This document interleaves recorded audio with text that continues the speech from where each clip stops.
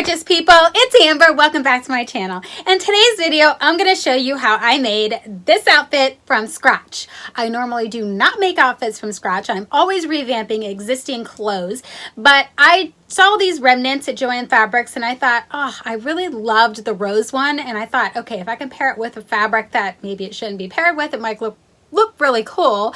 So I found this striped fabric also in the remnant section, and I thought, why not? Let's just go for it. So I decided to go ahead and create an entire outfit from scratch. I'm really not good with the whole shirts thing. The skirts I got down. Everybody can make skirts. I mean, skirts aren't really that hard, but I decided to do a little bit more intricate thing with this skirt, with the pleating and things like that. That's just stuff that I normally don't do.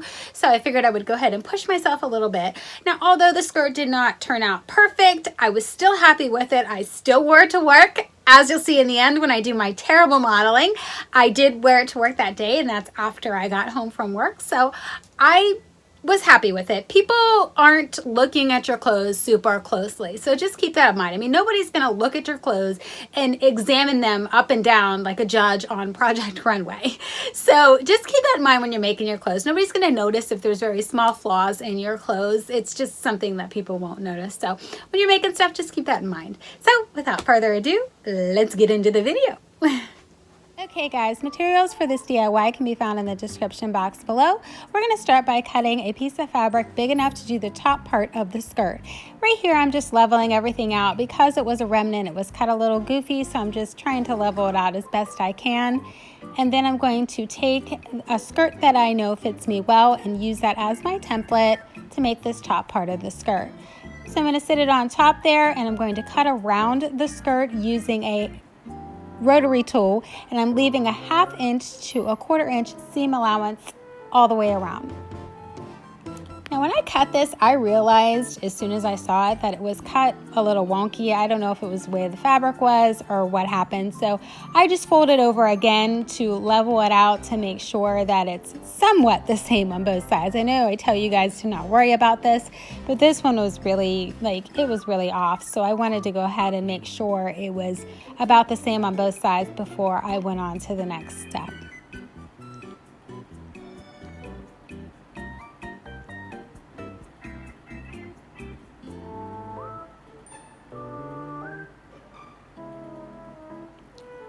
Okay, so I'm happy with it now. So I go ahead and I take the two pieces and put them right sides together, and I'm going to pin them together on each side. So I always start with the top part, and then I just go straight to the bottom, and then I'll work the pins in the center. Once I have it all pinned together, I turn it right side out so that I can make sure it looks the way I want it to. Everything appears to look good, so I'll just take it to the sewing machine and sew it together. Now we're moving on to the striped fabric. I cut two pieces at 12 inches, so 2 at 12 inches, and then I cut another 2 pieces at 8 inches. This is what I'm cutting to do the ruffly part at the bottom of the skirt. So 2 12-inch pieces and 2 8-inch pieces.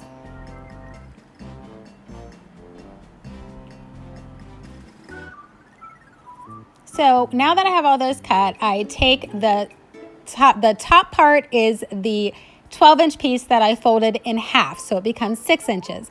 That bottom piece right there is the 4-inch piece, so I'm taking it, I don't know, about 1 inch from the bottom of the 12-inch piece, and I am going to pin it right in place there. So I have that one folded over. I'm going to pin it right there. Then I'm going to take that 12-inch piece and I'm going to fold it completely flat, and I am going to pin that 4-inch piece. It's folded in half. I'm going to pin that straight across where I pinned to the 12-inch piece, I guess you can say. So I'm going to take that to the sewing machine. I'm going to sew it down right like that. Now that that is sewn down, as you can see, that's the way that it looks. I'm going to take that 12-inch piece and fold it back over again. So see how that sticks out from the bottom, and you can't see, you know, the under seam and all that. Everything looks really good. So I'm happy with that. And then I'm going to be adding that to that piece, but before I do that, I want to go ahead and do a stitch across the top of that 12-inch piece. So now that that is stitched together, I'm going to take that and I'm going to pin it to the bottom of this skirt. And this is where I did a little bit of the pleating action. So I did the one side first. Now I'm just going to show you how I did that other side. So I left about 1 inch of fabric off to the side there. And then my thumb ended up being the right distance that I needed. So I'll measure here just, the length of my thumb, and I'm going to put a pin there. And then after I put the pin on that spot, then I'm going to go over again and measure the length of my thumb. I'm going to fold it over and then over again to make my pleat. So I do 1 space no pleat, 1 space with a pleat. So I'm going to do this again. So I'm going to measure here the length of my thumb. I'm not doing a pleat on this part because I just did one. Now I'm going to do this again, and I'm going to fold it over and then over again to make my pleat.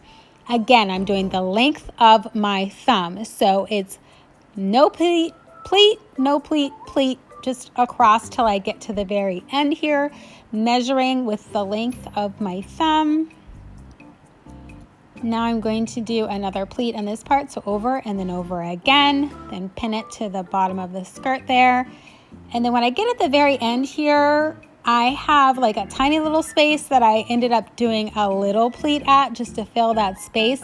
And honestly, I wish I hadn't done that. I wish I had just pinned it directly all the way across, because this ends up laying a little funny on the skirt, but I ended up leaving it because I did not want to mess with seam ripping it out and doing it all over again. So I just left it there. So that's what it's roughly going to look like when it's all sewn together. So I'm going to take it to the sewing machine, sew it together. Now I'm back and I have to do the sides. So I'm going to go ahead and pin those sides together. And there's like a little gap there that I didn't get all the way over with my sewing machine. Don't know why I do that, but seems like an recurring problem for me. So I just, pin that down. I'll get it sewn with the sewing machine. And now I'm just going to pin down each of the sides. And then I'm just going to sew those sides together. Pretty self-explanatory. And that's roughly what it's going to look like. See how it's not laying right? And then I end up folding it over and making it lay the way that I want it to. And it looks okay. So there it is, completely sewn together. And it's ready to go. So now we're going to move on to the shirt. So I have this tiny little piece of fabric left on each of them. So I just fold it over and I'm going to cut it in half because I know that I need a piece for the front and a piece for the back. Oh, I'm leveling it out right here again. More problems with this. I don't know why that kept happening, but it did. So I just simply cut it in half. There's my front and back piece, and I'm going to do the same with the striped fabric. I'm just going to cut it in half so I know how that's how much fabric I have for both the front and the back of my shirt. Now I pinned it to the dress form and I thought, okay, this looks like this will work. Why not? So I'm showing you here that I need to fill that gap between the two places there. So I'm just going to add the striped fabric to where that gap is. I measured the length, looks to be about 4 inches. So to allow for the seam allowance, I think I end up cutting it at about 5 inches wide. So there's me cutting those 2 pieces that I need for the sides that I just showed you for the shirt.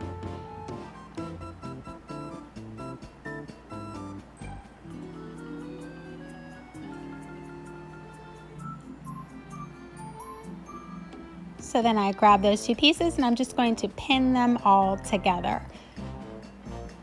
So I'm just pinning this into what this is going to be the sides of the shirt that I'm pinning on here.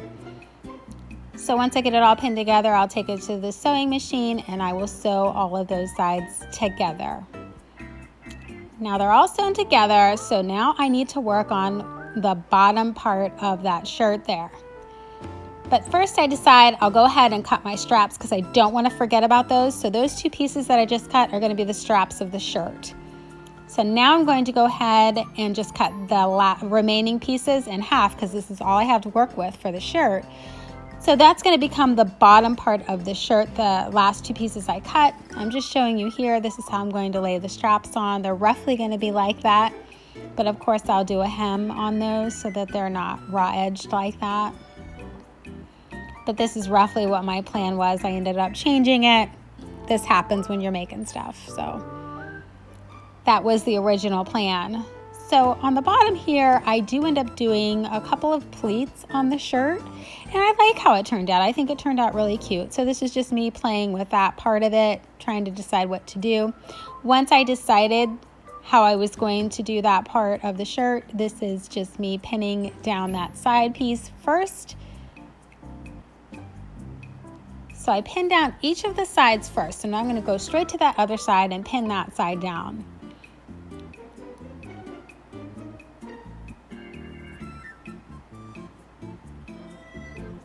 Then you're going to see me grab the fabric, and I have excess fabric here, so I'm just pulling it tight, and then I'm just going to put a pin right in the middle. So that part that's sagging right there, that's what I end up turning into my pleat. On each side, I just take it, center it the best I can, and I just add a pleat there. So that's how I handled that one. Just added the pleat right there, stuck a pin in it. It's ready to go. I do the same process to the other side there so that I have two pleats running down the front of the shirt and then the back of the shirt. So I'm just going to scoot over to this other side, find my center, add a pleat right there, and then just pin it together. After that, I'll take it all to the sewing machine and sew all of those parts that I have pinned together.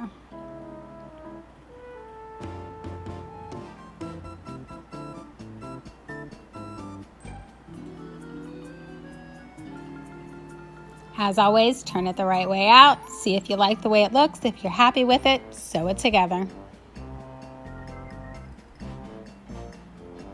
Oh, I already did the hem on the sleeves. That's just me showing you that. So see, I ended up crisscrossing the sleeve part over in the front there. I like the way that looked better once I put it on my body. And that's what it looks like with the pleats there. And I'm just going to show you here that I'm going to cut off the excess that I didn't need at the front there. And then this outfit's complete. I will show you some terrible modeling at the very end here. Thanks for watching.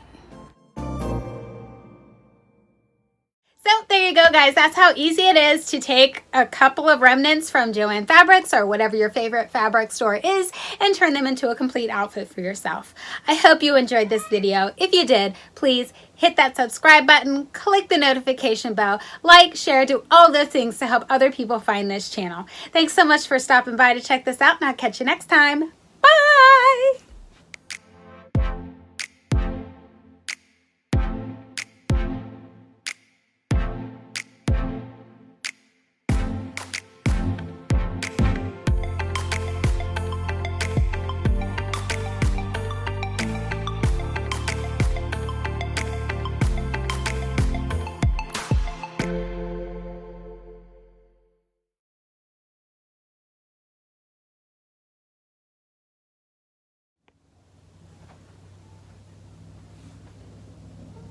So there you go, guys.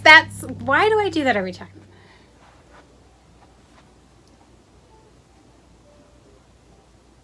What am I talking about? In today's video, I am going to do what? Do all of these things, and I'm revamping clothes all the time and all this stuff. I'm actually not an excellent sewer. I'm really not. So I just don't know what to say. All of those things to help other people find this channel. I forgot what I was going to say.